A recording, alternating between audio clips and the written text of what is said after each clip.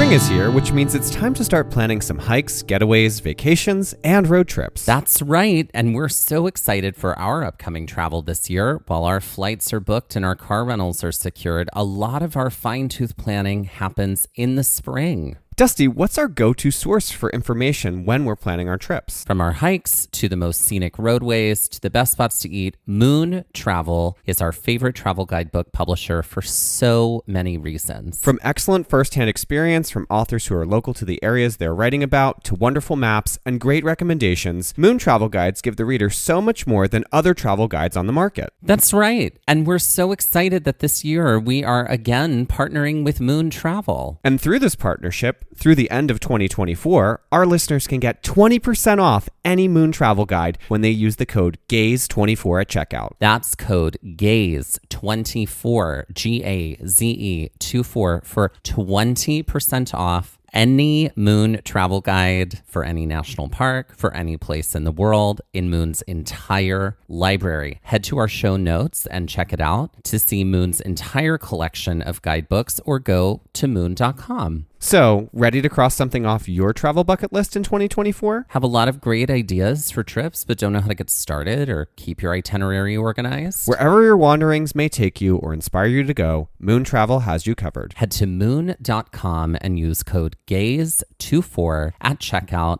to open up a world of possibilities for your next trip. This episode of Gaze at the National Parks, the podcast, is sponsored by Moon Travel Guides.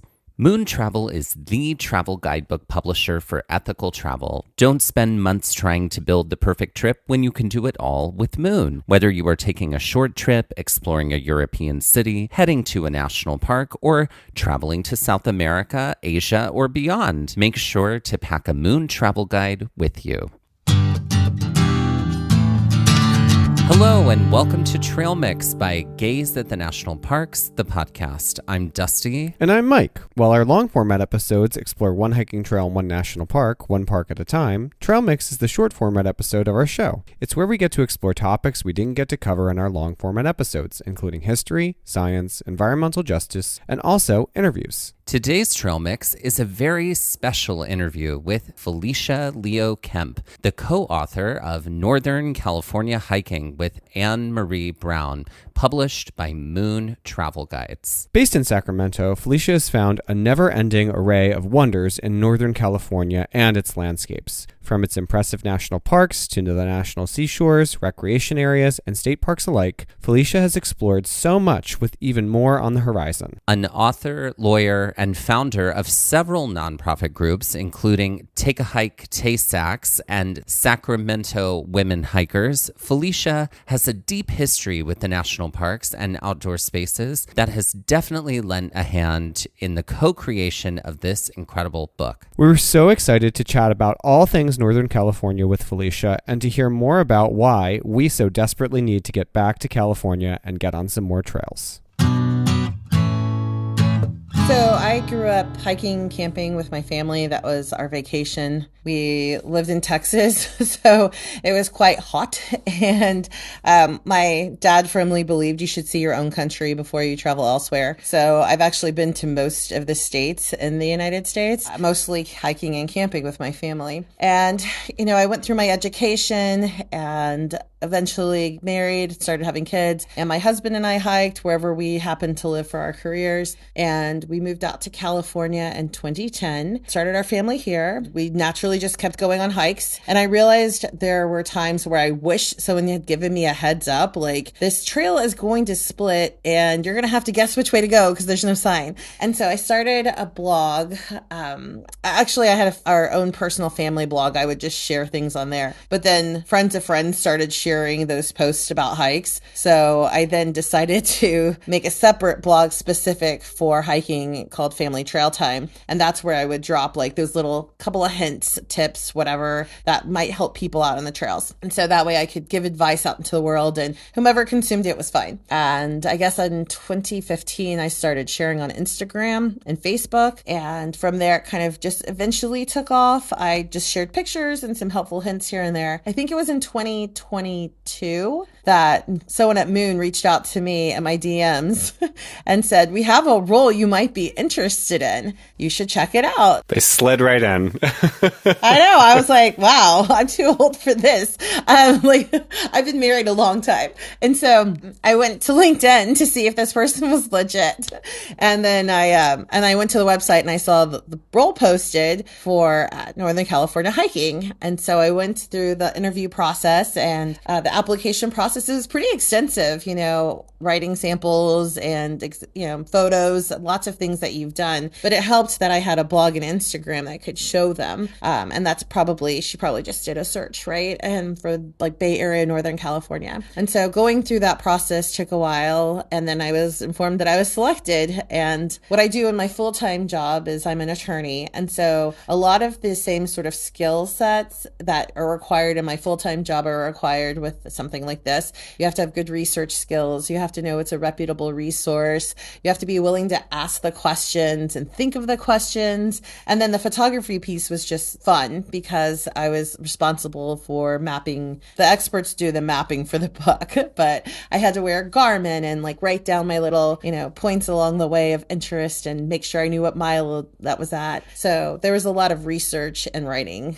to it. I love that. I feel like that's kind of precisely the same reason why we got into creating this podcast, was because we were like, our favorite way to find out about a trail is to talk to somebody who did it. Oftentimes that looked like talking to a ranger at a national park who was like, oh, I just did this trail yesterday. Oh, here's some information about it. Or the comments section on all trails. Other than that, it was a paragraph on a map, or maybe a little bit here, a little bit there. But actually hearing from somebody who did it was our favorite way to find out. I'm curious to know, when it comes to the things that you're picking up and the things that you want to share, what kind of tips from trails or details about trails are your favorite things to share that perhaps started on your blog and now have made their way into the books? Well, I think what's great about this book is a lot of times when someone goes on a hike, part of the experience is also the celebration in either reaching your destination or finishing the hike and seeing that car and then going and having a beer or a burger. It just tastes so much better because you've accomplished something. Totally. So to be able to find those little gems near trailheads was a really fun part of the book, because that would be something I would be doing anyways with my friends or my family. So I would say that part was super fun in making the book. Some of the little pro tips are just those things along the way that you didn't know until you knew. There are things that are always in my vehicle just in case, because I'm a parent and I didn't do that before I was a parent. I think the same thing goes for any sort of hiking or outdoor exploration. The more you do it, the more you know works for you. So even a simple thing my family, when we go on a hike, we often will drive 2 or 3 hours. None of us wear the hiking shoes in the car, and we always have those shoes waiting for us when we get back, right? That's just one simple thing, but especially if you're going somewhere where you're going to wear a hiking boot that has a little more weight to it, or you have little legs dangling off the car seat in the back and that weight on their knees. You don't want to wear them out before they've even started hiking. So it's been fun to just share those things, because once you know it and you do it, you're like, why didn't I do this before? But if you aren't in the practice of doing these things, you just don't know yet. Yes, we love that. We are such advocates for that. We have waiting for us in the car upon our return is not only our sneakers, but a totally fresh pair of socks. We do both because it's such a vacation for the feet.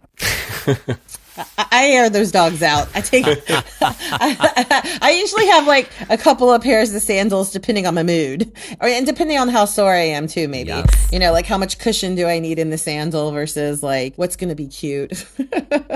So I am so enamored by the fact and in love with the fact that so much of your personal journey with hiking, aside from with you and your husband, has been with your kids. And I love that that's something that you're able to do as a family, that you're getting them out and exposed to the natural world. Because that's not every parent, my parents, I did not have that experience. This is something I came to as an adult, or as a young adult. So I love that that's something that that is a part of practice that also was a part of kind of the tips and tricks and all of the travel writing that you were doing. So first of all, kudos to you. I love that. And second of all, how does that factor in from like the family blog that you had worked on initially? How does that find its way into the book? Because we've gone through so many moon books and looked at them, and I actually don't think I've noticed, or maybe I just haven't paid attention because I'm not a parent, sections for kids or things that are like very kid related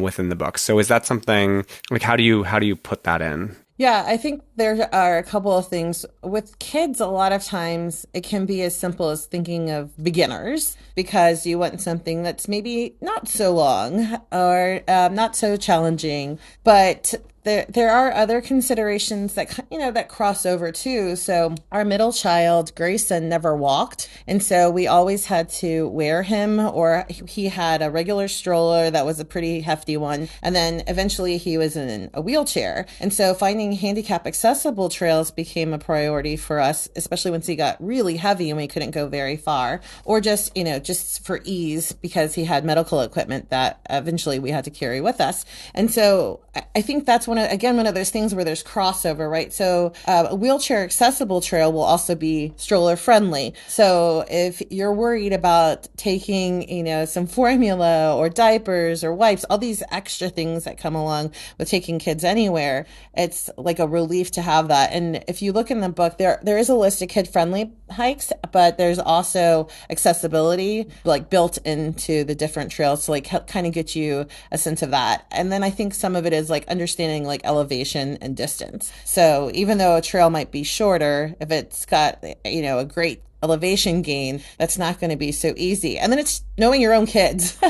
So I think parents are pretty good at gauging that. But in terms of like what's there for you in the book, I also really appreciate that this is so focused on step-by-step guidance. And the way the whole book is written is very deliberate. So it's not just a summary of what the trail experience will be, but it will tell you like at this juncture, you're going to see some rocks or you're going to have a steep, drop off. And those are all those little hints that help for even yourself, is this a trail I want to take? I have a friend who hikes all the time on the coastline, but she like hikes in meadows, and I didn't even know she had a fear of heights until I took her on one of the hikes with me. And it's an adult, and it's the same sort of situation. It's someone who was a situation that was uncomfortable for her, and then she had to navigate that. So Felicia, I'm curious. Let's start with top 5 favorite hikes from the book. It's really hard. It's really hard. So there are bucket list type of hikes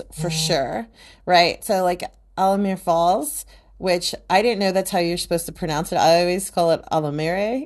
I don't know if that's my upbringing. But hiking to the most incredible tide fall and being able to be there on the beach with it is fantastic. It is a longer hike. So my favorite way of doing it is actually backpacking and staying at Wildcat Campground. And then you hike down the beach a mile to the waterfall. And when you do that, if you time it right, you can get the waterfall to yourself versus all the day hikers that come in. And so I've had some really magical experiences where depending on when low tide is when you want to go, right? And being able to stand at the waterfall both in the morning and the evening because I'm camping down the beach and just taking it in and just having that like moment in nature by myself with like the power of the rushing waterfall coming over the cliffs and into the ocean. To me, that's like every hiker who can do the trail should do it. Unfortunately, there is a user-made shortcut that is not endorsed by the my Point Reyes National Seashore. So I would highly advise people not try to take the shortcut. When I was much younger and not as smart and didn't understand leave no trace principles, I tried it myself and I got stinging nettle for the first time, which is not comfortable. Very feels like your leg is on fire. and it takes a while for it to go away.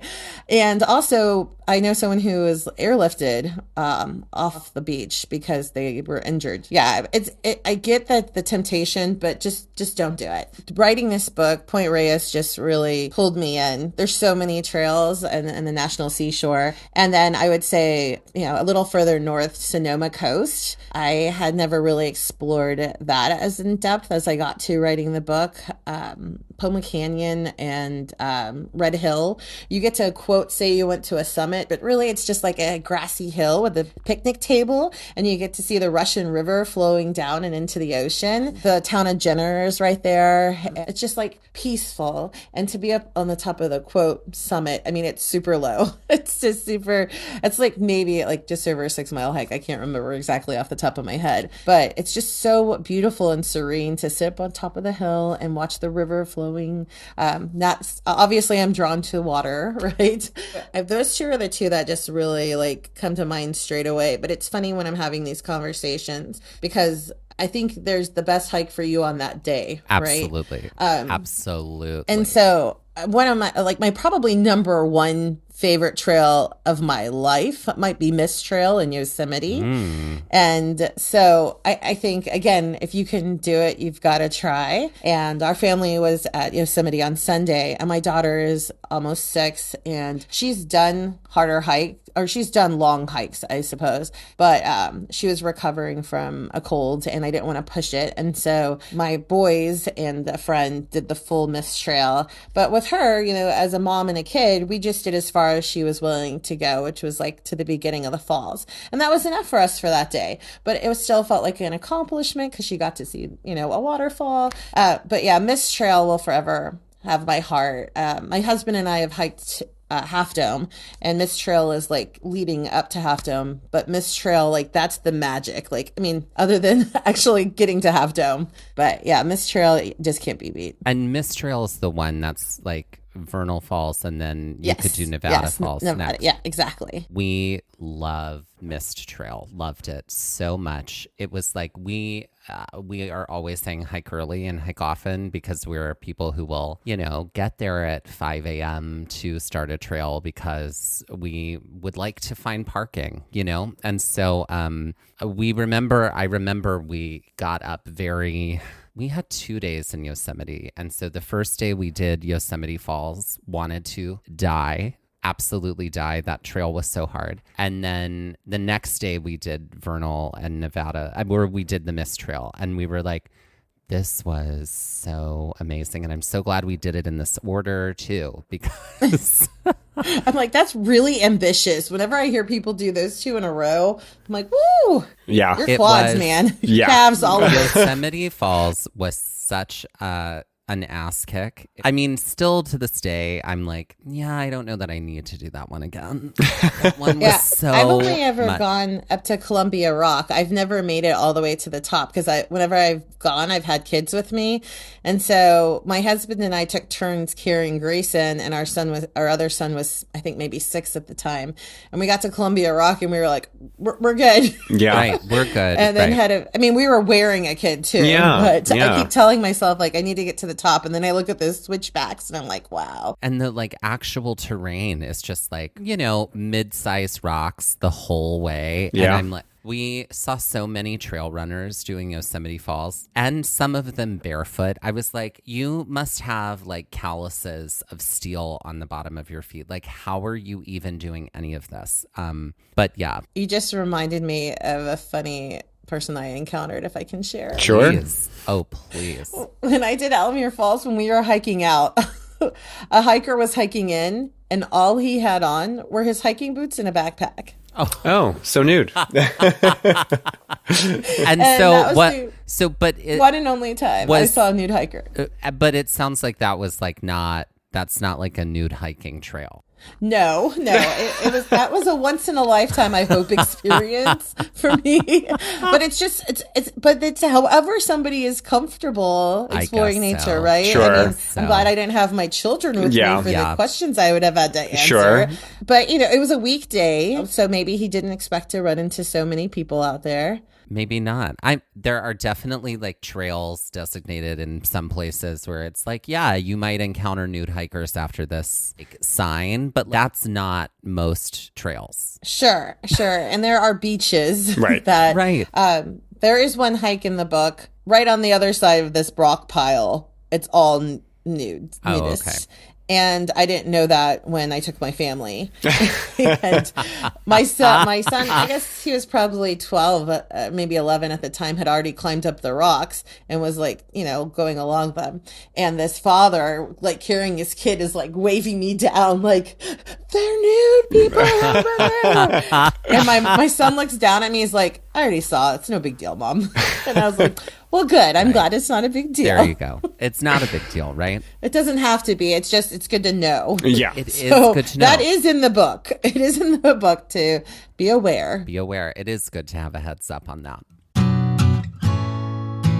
During the months of May and June, we are highlighting the work of LGBT plus outdoors in our community effort to showcase organizations who are working towards social justice, environmental action, and more inclusive public lands. LGBT Plus Outdoors' mission is all about connecting members of the LGBTQ plus community through the outdoors, strengthening the ties of the community, and fostering a love of the outdoors while doing so. Along with creating community among queer outdoor adventure seekers, LGBT Plus Outdoors seeks to break down stereotypes and remove barriers for the LGBTQ plus community in what is traditionally a heteronormative outdoor industry. LGBT Plus Outdoors is committed to not only this, but sustainability practices in the outdoors, including environmental stewardship, inclusivity and accessibility, and collaborative partnerships. Make monthly charitable giving a trend in your life in 2024 and help to support LGBT Plus Outdoors this May and June. Visit the link in our Instagram bio for more information. Or go to www.lgbtoutdoors.com/donation form. But I was going to tell you, like you, with the rising early to go to a trail, I feel that I have more anxiety about getting to a trailhead on time to find a spot than I do about the challenge of the hike. Yes. Because I can take my time on a hike, and if I'm there super early, as long as I have plenty of snacks and water, I'll get through the hike. But if there's not a place for me to park, then I'm going to have to hike farther just to get to the trailhead. There's so much involved in that, and I feel you there. And then the sun exposure, too. Like when we hiked Half Dome, most people you start with headlamps. So I think we were on trail at 4 a.m. You do the things you got to do, right? In order to see what you want to see and experience what you want to experience. And sometimes that means like a 4 a.m. start time. Right. I actually just thought of another trail that has my heart. Matt Davis on Mount Tam. It's just, there's different, you can start Matt Davis or you can finish with Matt Davis if you're starting from Lexington Beach. But there are different ways to get to that area of I don't say anything correctly. I don't know how you're supposed to pronounce it, but I say Mount Tamalpais. But that's because Spanish is in my head too. So I don't know the correct way. But Matt Davis Trail, and if you're there at the right season, like right now, there's actually going to be a 10K this Saturday there. Matt Davis Trail is just so serene, and there's like the blowing grass in the wind, and you're just like on this single track. There's a lot of trail runners that will be on there as well. But anywhere on Mount Tam, if you want to go, sign me up. I am there. There's several trails from Mount Tam in the book. Obviously you have a co-author here, but with a state as broad as California, how do you find the time to explore so much? California is vast. Sure. And this book is only Northern California, right? And it's not even everywhere in Northern California. It's like a highlights reel. And so I think what's great about the book is it does highlight certain regions that have fantastic trails. And then for me personally, it's a combination of things that enables me to explore. I have a full-time job that pays for the gas. And then I have PTO. And then I have a supporting husband who also enjoys the outdoors. So one time my now 13-year-old did say to me, like, Mom, I like hiking, but can we go maybe like once a month, not like every weekend. And so I can appreciate that he has other interests. But oftentimes, like if they're, if my husband doesn't like to sleep on the ground anymore because he has some back issues. And so I'll say, hey, you don't want to go camping, but I really need to go camping. Can I take one of the kids and make it like a mommy and me date, or like we'll go buddy up with another family. So like last summer, my daughter and I went camping with like her little bestie in kindergarten and her mom. Or, I started a women's hiking group called Sacramento Women Hikers. I'll just put something out there. Hey, I want to do this trail this weekend. Anyone game? And so, California is vast, but it's also like, what do you want? Like, what do you want out of your weekend? Because I can watch 2 2-hour movies, or I can go drive to somewhere amazing and have this fantastic experience and bond and share with someone, and then drive home. And my life is enriched for it. And maybe I watch the movie after my shower. But I do often say that I wish I had taken notes about the conversations I had on these trails, because so often I took them with friends, and most often other women, older, younger, whatever it may be. But I feel like I should have a supplemental book to each trail and like the things we talked about, because I think one of the greatest gifts of going hiking with someone you care about is hearing the thoughts that are in their head verbalized. Because my now 13-year-old sometimes things will only come up because we're hiking on the trail and there's no screen nearby and there's no friends and there's nothing else. It's just you and the trail. And so many of the women I hiked with making this book, who are also featured in the photos, which is a gift to me that Moon selected some of those photos. It's like looking at a yearbook. They talked about what they're struggling with in their life and what they're going through, and to be able to support them and then receive that in return, like that just makes the experience of that hike that day like so like next level. It's just so much more valuable to your whole existence. And you remember that. Those are the checkpoints and the touch points in the memory bank that come up when you think about that trail. It helps you remember, too, that everyone's going through something. It could be the greatest joy of their life. Maybe they're pregnant. It could also be, something that's a really difficult transition in life as well. Like they're going through a divorce. It could be anything. And I just feel like that was such a treasure on each of these trails. I have such distinct memories of what we discussed and how our friendships grew. Obviously, the book has a lot of different areas, and obviously, California is just a wealth of landscape. So you talked about Point Reyes. Like, what are the other spaces that are important to you, or feel like are places that if you're coming to maybe one of the national parks, even like make a point, because this is really close and you should absolutely try to tag this into that trip that you're going to for Lassen, or this trip that you're going to for Redwoods? Like, where are some areas that you could kind of point out you would feel like that aren't national park spaces but close by? So I was really surprised to find such good Mexican food near Pinnacles. I don't know why. It's California, but I think when I think of national parks, I think like take your own food. In Yosemite, any national park, I think you should just take your own food to be safe. But yeah, so like Yosemite, the little town of Groveland is right outside one of the entrances, and it's really charming. I go to Yosemite a lot, and we often do it as a day trip. Oh, that's so jealous. I mean, a lot of people think it's crazy because it's a good 3 hours. But when you first started asking that question, when you were thinking about like what's outside of the park, I'm like, what do you need outside of the park? Because to me, Yosemite is my happy place. Like to me, it's the adult outdoor enthusiast equivalent of Disney. You aren't going to get anything better than Yosemite. And it's because you can just drive the loop in the valley floor and see so many beautiful things without even getting out of your car. You can, pull over and watch rock climbers on El Capitan, and if you've like watched any of the documentaries, that gives you a pretty good idea of what their experience may be. You can easily, hop out and hike to Lower Yosemite Falls. You can go to Bridal Veil if it's open. If you can drive up to Glacier Point, not during the winter when it's closed. But there's just so much that's easily accessible and captivating in Yosemite to me.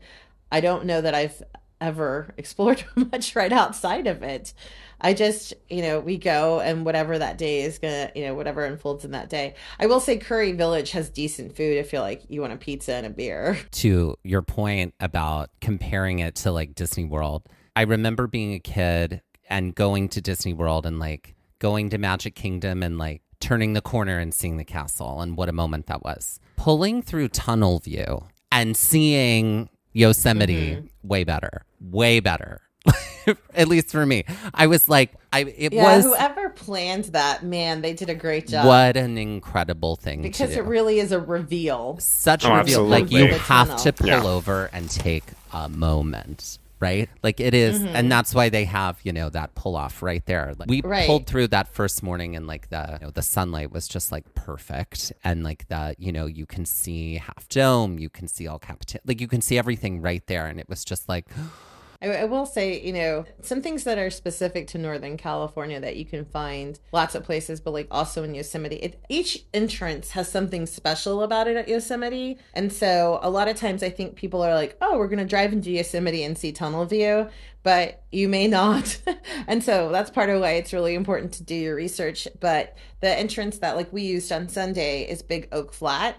And that entrance, you get a beautiful little like Yosemite picture perfect like sign right before the entrance, but on the winding road there's this pull off, and you'll miss it if you're not paying attention. It's just one of the pull offs through the tunnels that are on that entrance, and it has the same sort of magical feeling to me every time I leave the park, because the evening sun is hitting out towards El Capitan and Half Dome, and you can, like, if you can really see clearly, you can see all the way down to the Merced River. And to me, that's like my little last kiss as I walk out of the door leaving Yosemite, is every time I'm leaving Yosemite through that entrance on Big Oak Flat, there's only one pullout that has like a little tiny parking lot. There's a handicap accessible parking space. And so we always stop there and we just like take it in and then go home. And so to me, like, that's the magical point at that entrance. But there's nothing like Tunnel View.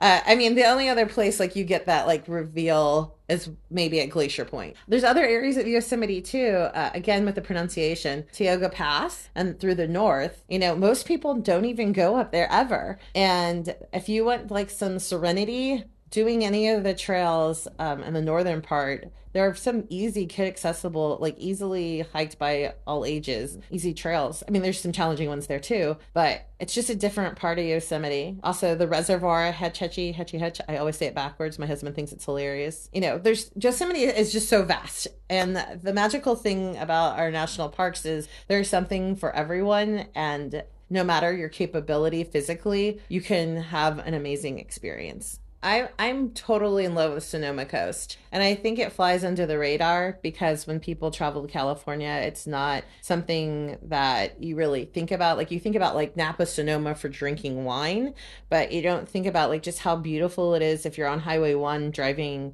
either direction. But the coastline is constantly there, and there's so many places you can pull out, and there's little trails, and then there are staircases you can go down to the beach and go look in the pools, right? And it can be such a simple way to explore when you're just driving down the road, that there's so many. Sonoma Coast State Park has so many little areas you can go explore. I'm also in love with Big Sur, but Big Sur gets lots of attention, and there's just something surreal about these mountains that come right up against the sea, and that there's so many hikes where you can go up or down. And I think probably also one of my favorite areas from the book is in Andrew Milera State Park. Is there the trail that's in the book is you basically go up a very big hill and you work your way up, but then when you turn around and the way you come down is like a loop, and you're coming down with a view of the ocean the entire way. And especially like when the flowers are blooming, and not many people will do that whole loop of the hike. And then you get down to the beach and you can see where like all these logs have somehow gathered because there's a little cove when, they've been washed ashore. It's just another one of those magical places. I also love it too, because during much of the year, you have to do a stream crossing. And I think that's a good place if you're newer to doing stream crossings to get that experience without it being, again, depending on rainfall or the snow melt. It can be a fun stream crossing. You're still going to get wet and have to like wear shorts or pull up your pants, but they only have a bridge during, certain times of the year. So that's fun. And there's beaches there you can hang out at afterwards. I think one of my other favorite things in Big Sur, I mean, the state park, the state park there is like one of my favorite places to camp. And I will camp by myself any day if I can get a campsite. I have one reserved in a couple of weeks. And there are trails within the state park as well. And you can also do trails right outside. There's one's called Buzzard's Roost. That's like basically across the street from the state park. So if you're camping in the park, you can actually hike from the park under Highway 1 and then do Buzzard's Roost. And it's nice because it's just like this beautiful redwoods trail that takes you up, up, up. And then you're able like be in a buzzard's roost looking out into the ocean on the other side. Yeah, that's a real nice hike to do. I did that one solo at like 7 a.m. and it was just like a nice way to wake up and warm up. And then, hello, ocean. It's easy to be in love with Big Sur. McWay Falls is in Big Sur. So that's a must stop. That's the other tide fall that everyone needs to see. And that's a super short walk. My 70-something-year-old mother just did it a few weeks ago with me and my daughter. And it's just like one of those wonders of the world where you're like, how is this real? Yeah, I feel like California is just playground. And there's just, and you're right. You might have a 3-hour drive. I was just in Joshua Tree visiting a friend in February, who's moved out there. He's been out there since 2020, maybe a little before that. And he was just like, the East Coast, everything is like far that you need to see, even though we're so densely populated out here. California, it's like you have to go far, but it's like 3 hours in the car and then you're in this incredible environment, and there's nothing that beats it. And you can kind of just have it. You can be in the mountains, and like he goes to Mammoth a lot to ski and snowboard. And then he's like, and then I'm home and within a matter of hours in the desert. Like, it's so wild. Yeah, absolutely. And, the same thing here is part about being in Sacramento is you can go to Tahoe for a day trip or you can go to the coast for a day trip and be home in your bed. And a lot of my family are always trying to bug me about moving back to Texas. And they're like, it's so expensive in California. And my response is, as long as I can afford to live in California, I will never leave. I just view that as like a luxury tax that when I walk out that door every day, I'm like, this is glorious. Even on the hottest day in Sacramento, it's all perspective. Try growing up in the heat and humidity of Houston, Texas. There's lots of great things about Houston, but to me, being outside is a high priority. And the conditions here allow me to both go outside and see something and experience something incredible that naturally exists. And I will take that any day of the week. Sign me up. Yeah, I will never leave California. Not by choice. People should not forget to explore their own backyards. Just like I live in Sacramento, I'm not native. So as soon as I moved here, I'm like, where can I go? What can I do? Especially if I need that afternoon break. And there are a couple of hikes in the book. Casunas River Preserve is maybe half an hour to 45 minutes south of like central Sacramento. And it's an amazing place to watch the birds in the winter. And there's also some relatively easy paths. There's one that's handicap accessible.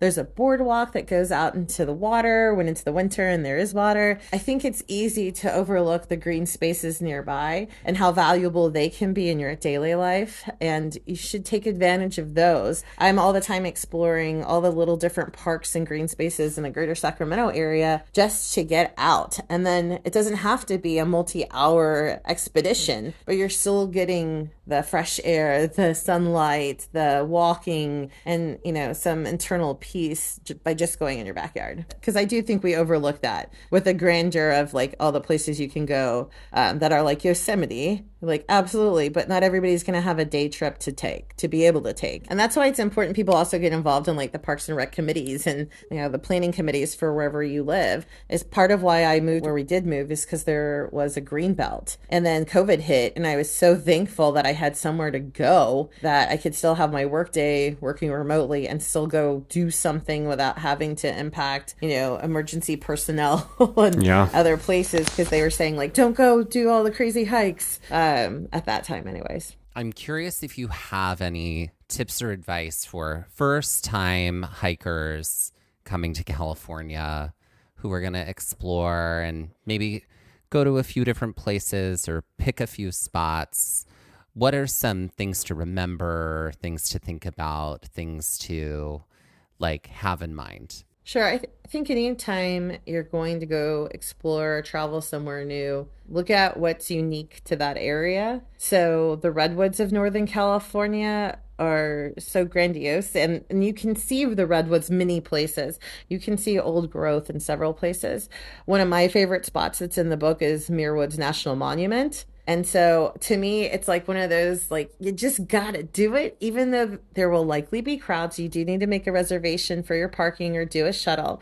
But your first time seeing a redwood is just as magical in itself. You don't have to go see the giant Sherman and, Sequoia, right? But the largest one, you don't need to see the biggest one. Any old growth redwoods will do. And they're all spread out throughout Northern California. And I think that is one of the things that is so distinct about this region, that if I'm coming to see the natural wonders of California, I want to see redwoods and I want to see the coastline along Highway 1. Those to me are the two things you must see. Hiking in general, please remember sun protection and hydration. To me, just for hiking, even as experienced hikers, I think we can get complacent about understanding our hydration needs and sun protection needs. That's for any hike. I guess another thing that I'm curious about, because you were able to do so much travel as a youth, with your family and see a lot of the country and see a lot of the park spaces and things like that. Outside of California, what is a favorite space that you have that holds a very special place in your heart, whether it's a national park or some other sort of natural landscape? I think the first that comes to mind is Big Bend, which is, national park and state park. But growing up in Texas, you know what you know, and even Big Bend was a long road trip from Houston. But I have so many special memories of my dad, who's now passed, and just being a family out there. And then that was also my first time going abroad or going crossing the Rio Grande, to Mexico. That was my first trip outside of the country. I think that has incredible meaning to me. My brother and I hiked Grand Canyon together, and we had been to Grand Canyon before as kids, but we did Grand Canyon and we did the Moab area parks, and a dear friend from college was living out there river guiding. And so to get to go with her as a river guide, see the parks with her, and as, a local, and be with my brother as adults, that was incredibly special. I just think when you see where you fit in the world and in the universe, it's small, but it's not insignificant. And I think these places really amplify that.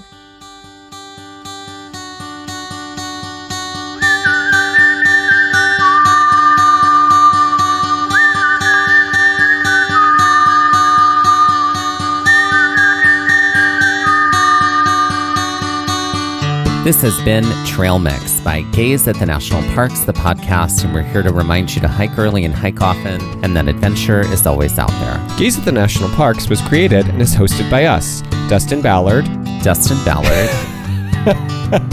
and Michael Ryan. To see images from this episode, follow our Instagram at Gaze at the National Parks. To contact us, email us at gazeatthenationalparks@gmail.com. And to find out more about the parks visited on this show, visit our website, gazeatthenationalparks.com. And that's Gaze, G-A-Z-E. All original artwork featured on Instagram and on our website is by me, Michael Ryan. All original music was written and performed by Dave Seaman and Mariella Klinger, with Sean Sclios on guitar. Our music producer is Skylar Fortgang. This episode was edited by me, Dustin Ballard. We would also like to acknowledge that while recording this episode, that we are on the traditional and stolen lands of the Lenape people, also known as Middlesex County, New Jersey.